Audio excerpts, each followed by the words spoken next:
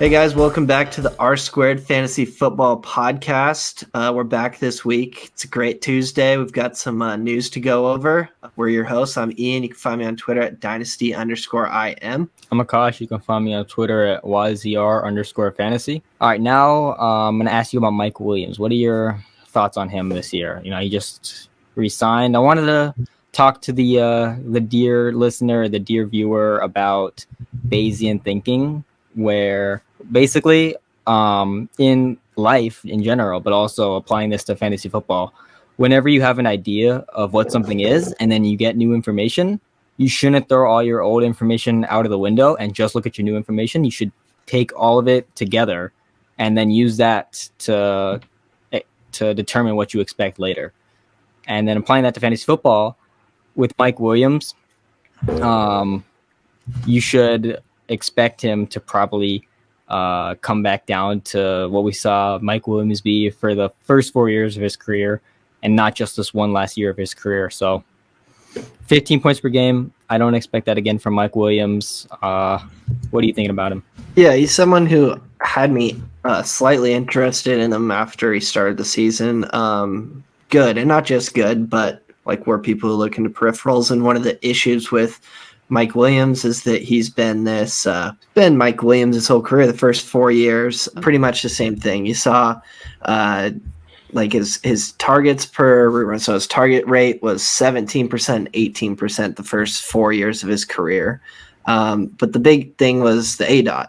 And the ADOT we don't like to see too low because usually those are easier targets to earn essentially, and also they're less productive because they aren't as deep down the field, so you're getting less yards in a smaller scheme. And then we don't like it too long because you don't like the ADOT to be too big because then they end up not earning enough targets because they're working so far downfield. No quarterback has this insanely high ADOT to hit him down the field. Now, the thing we liked about Mike Williams when he was the wide receiver 2 to start the first 6 weeks or whatever it was of the season was that his ADOT was actually coming down. His first 4 years of his career, we saw 12, 15.6, 18.3. Actually, it's funny. And then 15.8, and then last year was 12. So you get a nice little bell curve. Just perfect Mike Williams bell curve. Thing was, his ADOT wasn't insanely high, which made it more realistic for him to have the highest target share of his career. He finished with 20.1%, I believe. Yeah, 20.4% is what I got for Mike Williams' target share, which is the best of his career. It's the best target rate he's ever had. And most of that we can probably thank to that the ADOT came down because he was able to earn more targets, more sustainable. The problem is there was also times, especially after that 6 weeks, where the ADOT just climbed way back up and we were seeing it wherever. But the thing is, the biggest sample size we got after the whole season is the whole season. Finished at 12, which is a little bit on the high side, but it's right in that 8 to 12 range that we're kind of looking for. Okay, so I think that serves well if that's a role that Mike Williams will be in. I mean, they paid him. He's going to be a Charger. The problem is the Chargers have always used him in this deep route role. They changed their personnel last year, which I think was why people were buying back into the role change. And I bought into it, but the thing was it didn't last. And although altogether it became the smallest, 12's pretty high. And he had, I want to look, I don't have it completely on me, but he had to have a few games of like 18, 16 plus, like a decent amount. So that just happens when you one big play and that happens. Yeah. And all this to say, I think he's probably fairly too overvalued. His range of outcomes includes old Mike Williams, which he absolutely don't like. And the middle of the range of outcomes is in between. It goes back to what I was saying with Bayesian thinking. The median expectation for him should be in between 2021 Mike Williams and rest of his career Mike Williams. And so it's not something I'm interested in cost because there's a lot of other productive wide receivers available around there, like Brandon Cooks or something. Or who else? Off the top of my head, I don't know, a bounce back from Allen Robinson. You can try to bet on that. Seems like an okay bet at price. Who else we got? We got a bunch of old guys in that range. Mike Williams is also an old guy, which people don't think of him as an old guy because he just broke out. But he's 27, 28. And so with the range of outcomes being old Mike Williams, where he isn't productive at all and he has like 10 points per game, it's not something I'm interested in investing in when there's a lot of other guys who have produced for much longer and have shown more stable profiles that are more conducive to production, which I'm more interested in investing in later. Yeah, there's just too many ways to take Mike Williams' value and pivot, if that makes sense. There's just too many options around him that are productive, that are stable, that we like a bit more.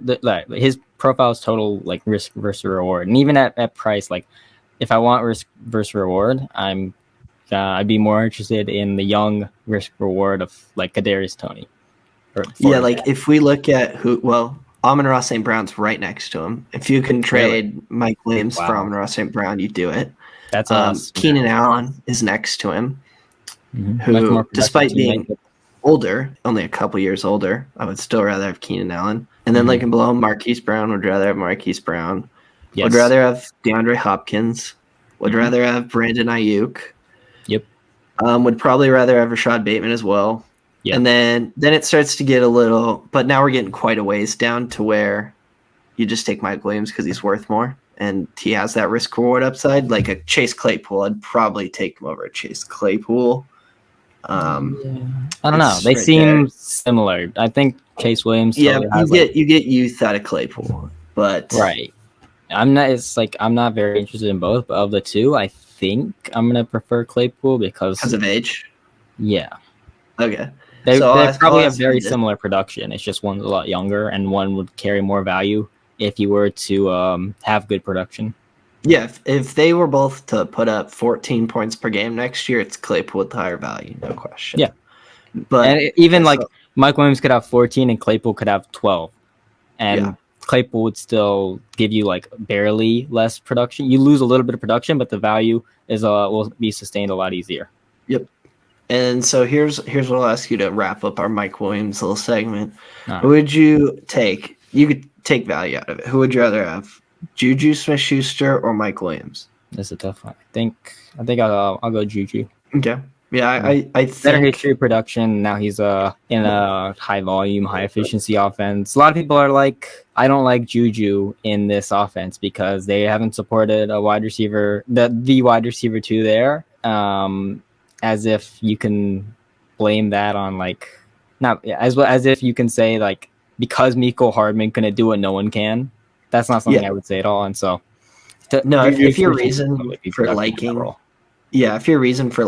or disliking Juju Smith-Schuster is because of the offense he's in, that's the opposite. You should be excited about him because of the offense he's in. Kind of like It's one of the better. Not 100%. Like people got excited for Mecole Hardman purely because of the offense he was in, whereas Juju Smith-Schuster, we have a production history. And he's in this offense, so And if you're scared of the offense, it's only a 1-year deal. Like, you could totally be somewhere else next year. But it is funny actually that I did ask the Juju Smith versus Mike Williams because when you think about where they are in their targets, they're kind of like the complete opposite. Like when we think of Juju, he's that close to the line of scrimmage guy, maybe like a little too low A-dot for what we're looking for, and then Mike Williams is on that little too high side. We just can't seem to get it right, I guess. Yeah, that's true. But that's definitely a good question. Their values are like two ships passing in the night because one was productive in 2021, and then I expect one to be more productive in 2022. And so their values are just like that.